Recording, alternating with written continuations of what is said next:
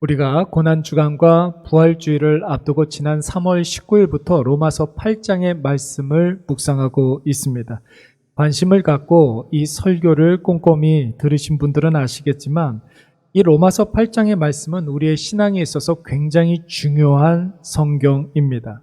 로마서 8장의 말씀에서는 우리가 어떤 존재인지를 분명히 밝혀주고 있지 않습니까? 또 하나님이 우리를 얼마나 사랑하시는지, 예수 그리스도의 십자가 은혜가 우리에게 어떻게 임했는지, 또 그리스도인의 삶은 어떠해야 되는지 아주 자세하고 분명하게 로마서 8장 말씀이 설명해 주고 있습니다.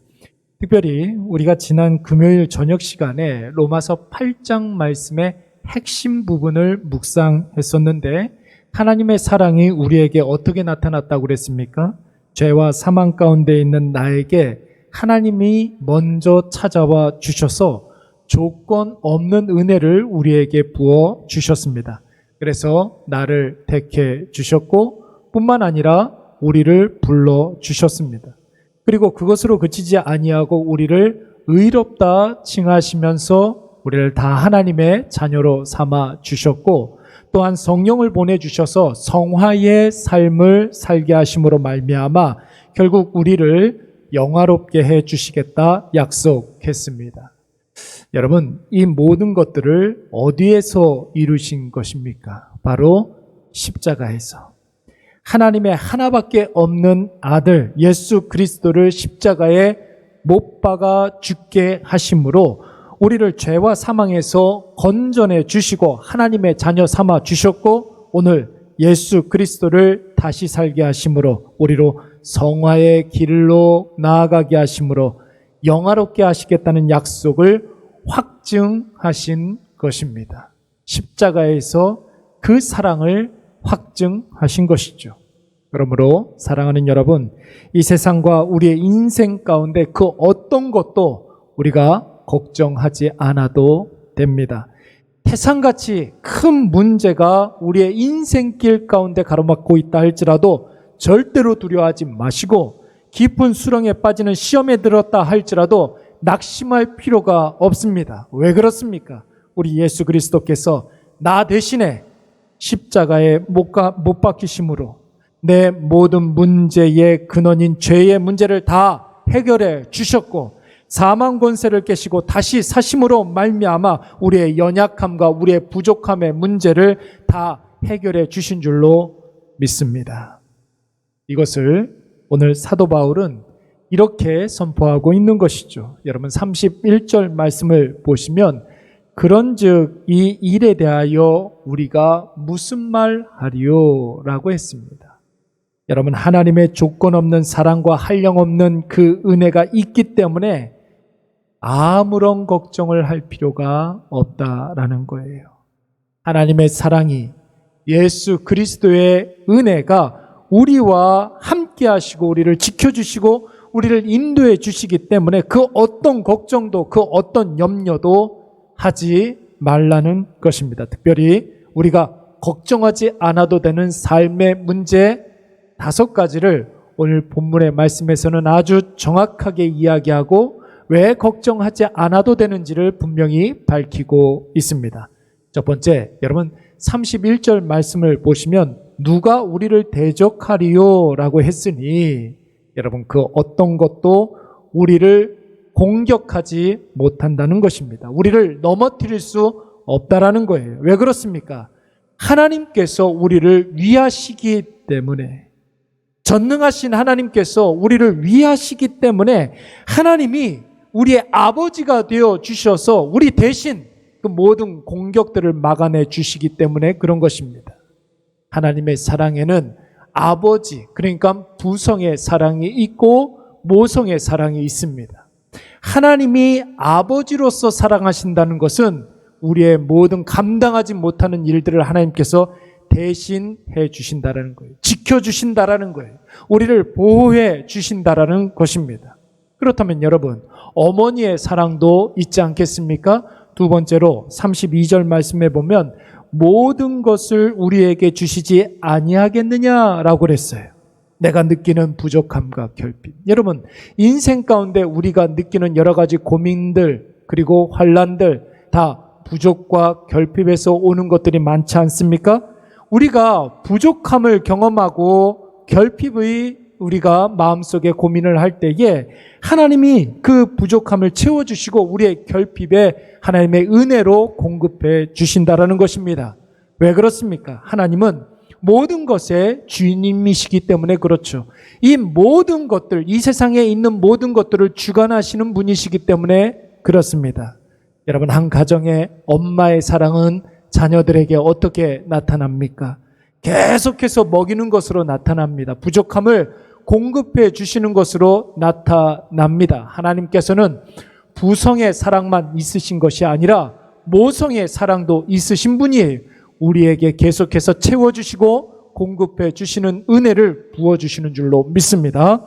세 번째로 33절 말씀에 보면 누가 능히 하나님께서 택하신 자들을 고발하리요 라고 했습니다. 그 어떤 누구도 시험 사함받은 우리 죄에 대해서 재론할 수가 없다라는 거예요. 왜 그러냐면 죄에 대한 판단은 오직 누가 하십니까? 여호와 하나님만이 하시기 때문에 그렇습니다. 모든 죄에 대해서 판단하시는 그 하나님께서 우리 죄에 대해서 이미 다 사해 주셨다라고 선포하셨습니다. 그 하나님은 이미 우리를 죄 없다 최종 판결을 하신 분이시기 때문에 이미 끝난 판결에 대해서 그 어떤 누구도 다시 거론할 수가 없고 재론할 수가 없는 것입니다. 네 번째로 34절 말씀에 보면 누가 정죄하리요 그렇게 이야기가 나오고 있습니다. 여러분, 앞에 나온 고발은 33절 말씀에서는 누가 고발하리요 이렇게 이야기하면서 우리의 죄에 대해서 재론할 수 없다 이렇게 이야기하지 않았습니까? 정죄라는 것은 무엇이냐면 우리 뒤에서 욕하고 비난하고 수군거리는 것을 의미하는 것입니다. 재판에서 공식적으로 우리가 무죄함을 받았다 할지라도 사람들이 뒤에서 욕하고 수군거리고 비난하고 악플 달고 그럴 수 있지 않습니까? 여러분, 그런 일들을 당하게 되면 우리 마음속에 괜히 위축감이 들고 정말 그런 것 같고 내가 쓰레기 같아 보일 때가 있죠. 내가 나 자신을 학대하는 것입니다. 자격지심이라든지 자기 비하라든지 자기 학대, 그러지 않아도 된다라는 거예요. 왜 그렇습니까? 이미 예수 그리스도께서 십자가에서 우리의 죄값을 다 치르셨기 때문에, 그리고 3일 만에 부활하심으로 우리를 회복시켜 주셨기 때문에 사람이 아무리 욕을 하고 수군거린다 할지라도 우리는 절대로 무너지지 않습니다. 다섯 번째로 35절 말씀에 보면 누가 우리를 그리스도의 사랑에서 끊으리요 라고 그랬어요. 아무리 악한 사탄 마귀가 수단과 방법을 총동원해서 우리에 대한 하나님의 사랑에서 우리를 끊는다 할지라도 끊어지지 않습니다. 우리를 강력하게 붙잡고 있는 예수 그리스도의 은혜에서 끊어지게 하고 멀어지게 한다 할지라도 다 소용없다라는 거예요. 마귀의 노력은 다 수포로 돌아간다라는 것입니다. 왜 그렇습니까? 아들까지 내어주신 하나님의 사랑은 그 어떤 것도 끊을 수가 없기 때문에 그런 것이죠. 하나님께서 독생자 아들 예수 그리스도를 우리에게 보내주시고 우리를 아들 삼아 주시지 않았습니까? 우리의 아버지 되신 하나님의 그 사랑을 누가 끊을 수 있단 말입니까? 사랑하는 여러분, 그러므로 세상이 가끔 무서울 때가 있지요. 세상에 대해서 우리가 두려움이 생길 때가 있습니다. 그때 나와 함께 하시고 나를 지켜주시는 하나님 아버지를 깊이 묵상하시기 바랍니다. 아버지의 사랑이 나를 지켜주시고 나를 보호해 주실 줄로 믿습니다. 또 여러분, 인생을 살다가 부족함을 만날 수가 있습니다. 결핍 때문에 우리의 마음을 졸이고 근심이 되고 가슴 아픈 일들이 있을 것입니다. 그때 모든 것의 주인님 되시는 하나님께 기도하고 간구하시기 바랍니다. 아들이 원하는 모든 것들을 담대하게 구하면 하나님께서 다 들어주신다고 약속하셨습니다. 아들까지 우리에게 주어주신 하나님께서 우리에게 아끼는 것 없이 모든 것을 다 공급해 주시고 우리에게 우리의 결핍을 채워주실 줄로 믿습니다.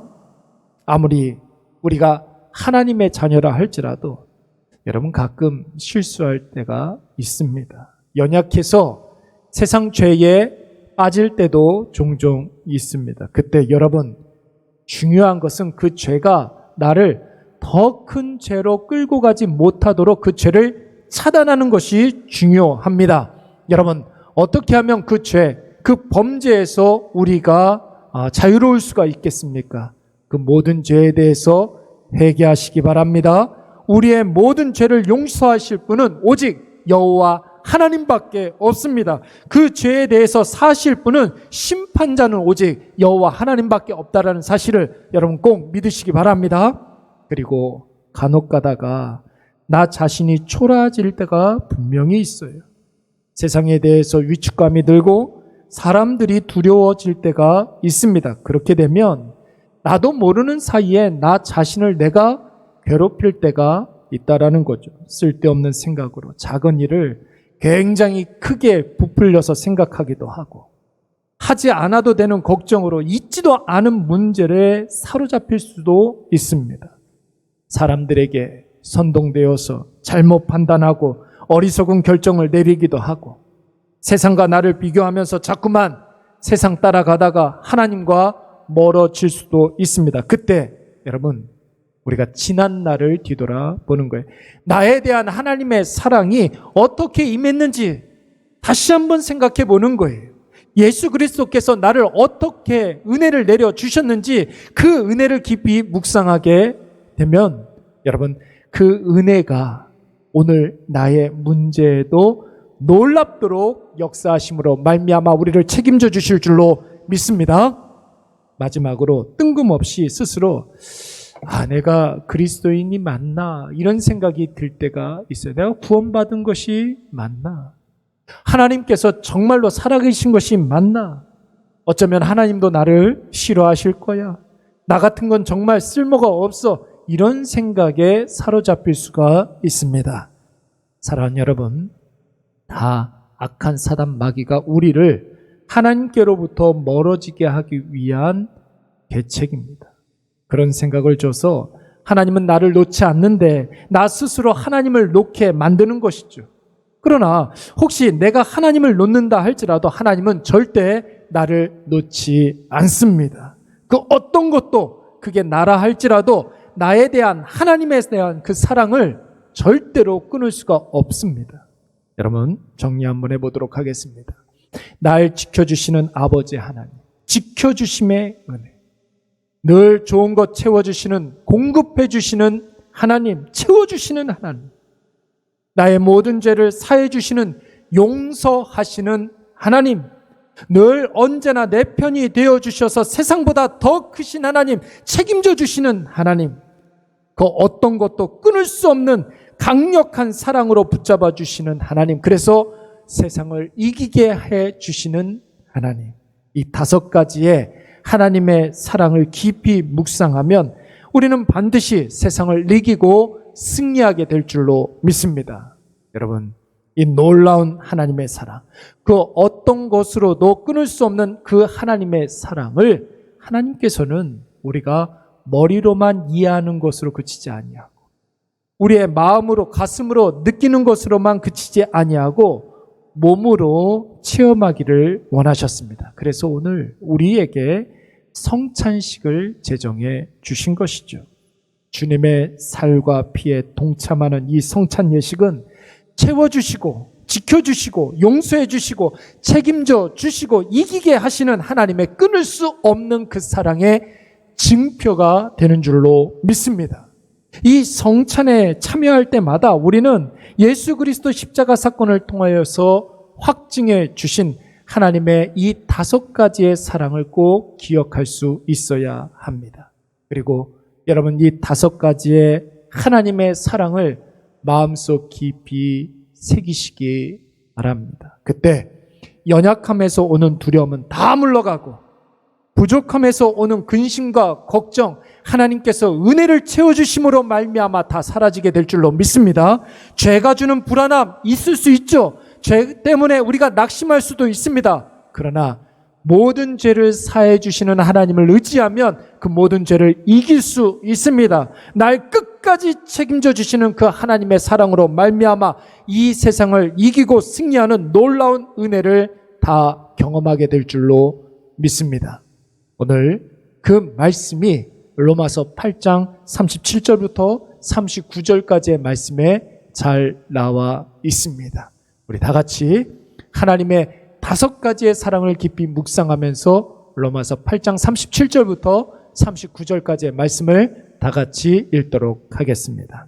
그러나 이 모든 일에 우리를 사랑하시는 이로 말미암아 우리가 넉넉히 이기느니라.